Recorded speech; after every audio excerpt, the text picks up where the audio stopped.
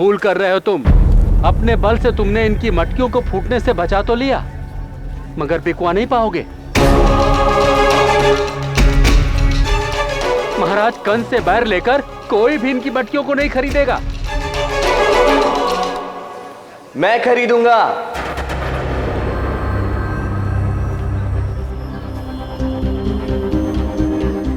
थोड़ा धीरे बोलो, कोई सुन लेगा तो संकट खड़ा हो जाएगा। कोई सुने तो सुनने दो। यदि महाराज कंस का कोई गुप्तचर सुन रहा है तो वो मेरा यह संदेश उन तक पहुंचा दे। मैं उनके इस अन्याय में उनका साथ नहीं दूंगा। सुन लो,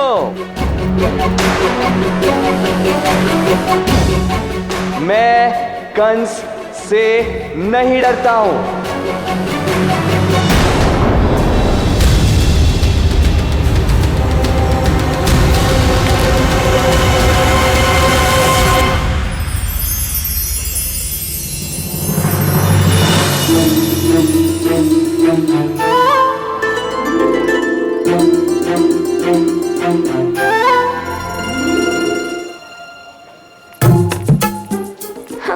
डरता नहीं, स्वयं से तो लड़ा जाता नहीं।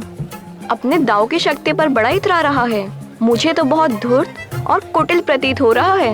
नहीं नहीं, वीरता केवल बल दिखाने से थोड़ी ना आती है, पराक्रम तो मन में होता है। अन्यथा ये क्या कंस को इस प्रकार ललकार सकता था?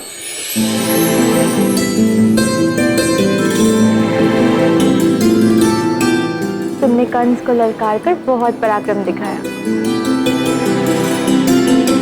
वो मेरा पराक्रम तो बस समझ लो तुम्ही से प्रेरणा मिली। अब किसी की सहायता करने के लिए कंस के संकट का सामना करने का प्रयास करना भी प्रशंसनीय है। नाम क्या है? मेरा नाम उनका।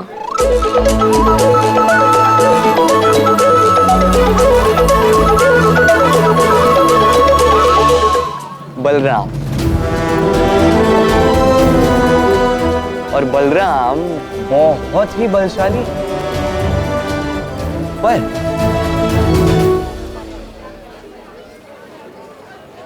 पर क्या है, कसरत कर करके जो है बल बुझाओ तक तो आ गया है, पर बुद्धि जो है वो घुटने में रह गई है।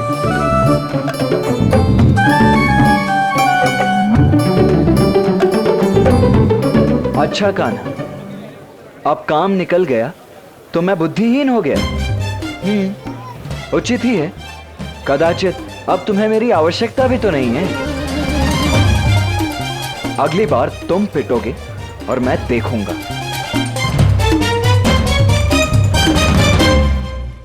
आपको अनुमान नहीं कि आपने कितना भला कार्य किया है। इस पुण्य कार्य का फल आपको अवश्य मिलेगा।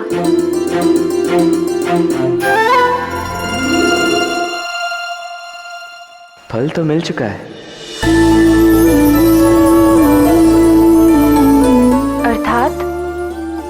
अर्थात मटकी। मुझे बहुत सारी मटकियां चाहिए थी ना। पर इतने सारी मटकों का क्या करोगे तुम? अभ्यास।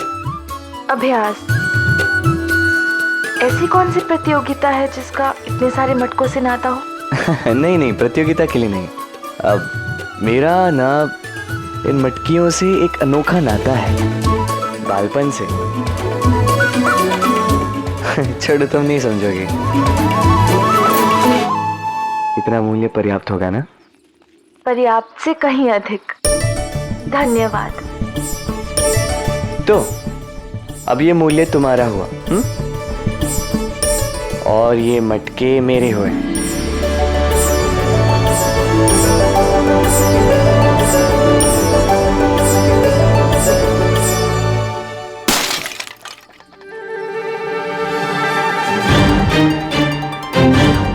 ध्यान से, बहुत परिश्रम से बनाए हैं।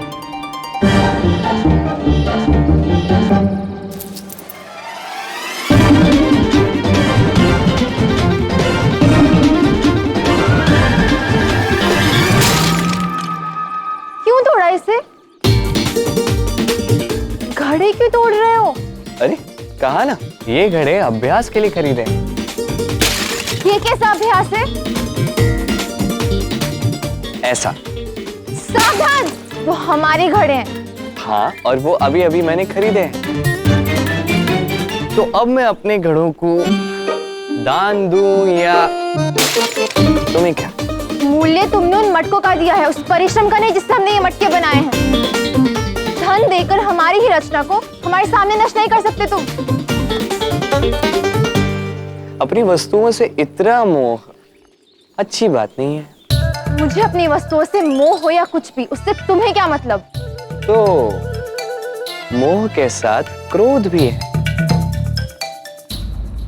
ये तो और भी बुरी बात है।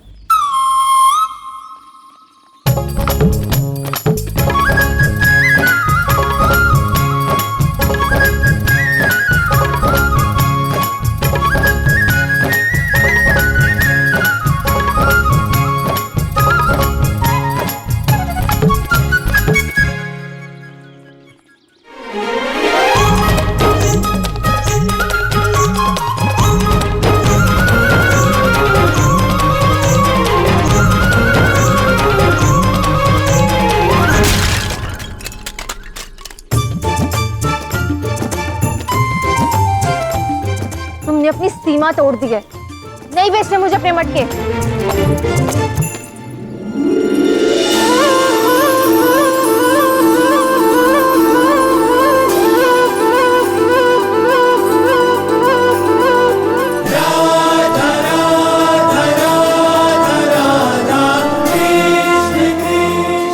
तो क्रोध के साथ भय भी है, ये अच्छा मेल नहीं। तुम होते कौन हो मुझे मेरे अवगुण गिनाने वाले?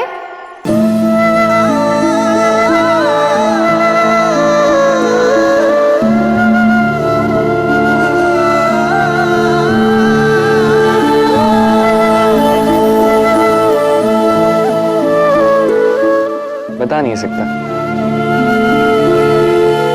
स्मरण दिलाने में समय लगेगा।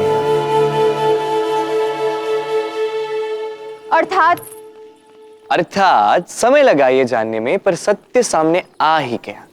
सत्य कहते थे दाऊ कि बरसाना की कन्याएं जो है लोभी है, और क्या कहते थे, अहंकारी है। उचित कहा था दाऊ। अपने शब्दों पर नियंत्रण रखो व्यापारी। जानते नहीं, ये बरसाना के मुखिया विषभान जी की बेटी राधा है। राधा है, राधा है।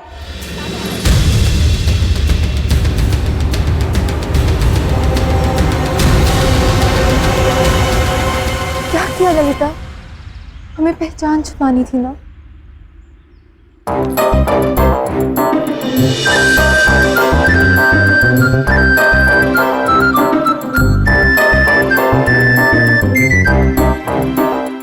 तो क्या आप लोगों ने भी वही सुना जो मैंने सुना? ये तो कंस की चुनौती को खुली चुनौती है। प्रतिबंध के पश्चात भी बरसाना के मुखिया वृषभान जी की बेटी, स्वयं वृषभान जी की बेटी यहाँ आई है वो घड़े बेचने के लिए। अर्थात कंस का कोई भय ही नहीं है इन्हें। तुम ना मौन रहो। मौन रहो? क्यों? मौन वो रहे जिसके मन में मैल हो। अब ये भी कोई छुपाने वाली बात है?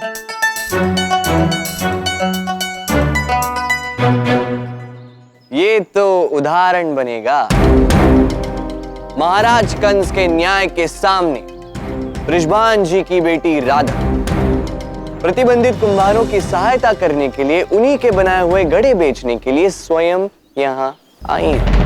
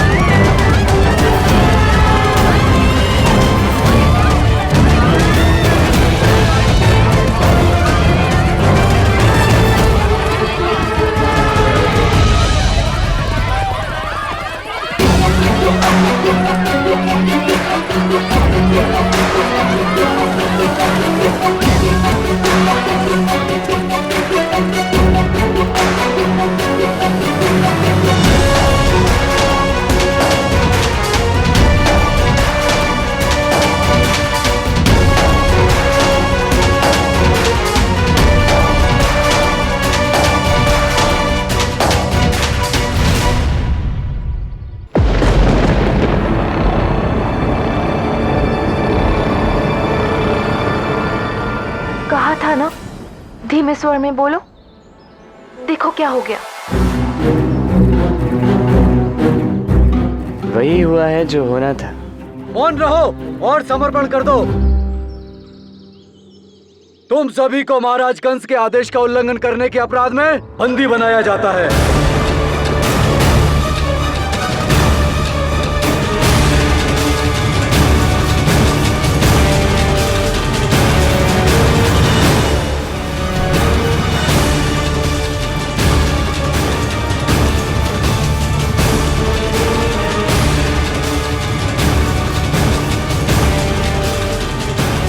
कभी उल्टी गंगा बहती देखी है मित्रों?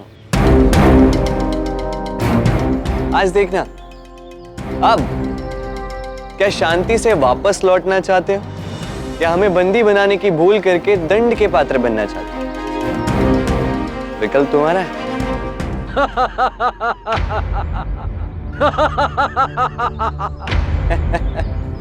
दाऊ,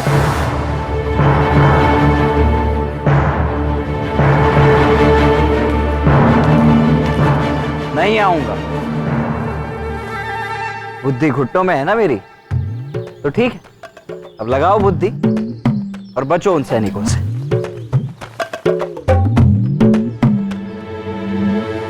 कहाँ है तुम्हारे दाऊ? फिर से पुकारो ना। दाऊ, लगता है आज के लिए पर्याप्त व्यायाम हो गया है, तो विश्राम कर रहे होंगे क्या?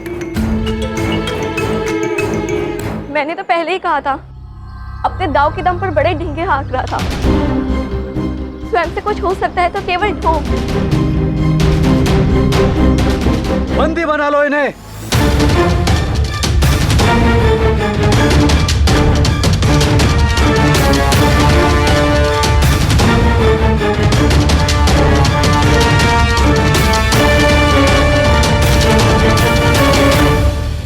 देखा, बंदी बना लेंगे सैनिक इसे।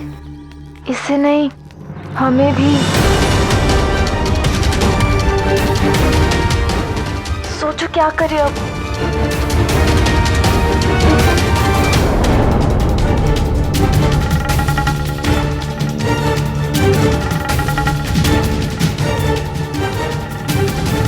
सारा भाग। पकड़ो इन्हें।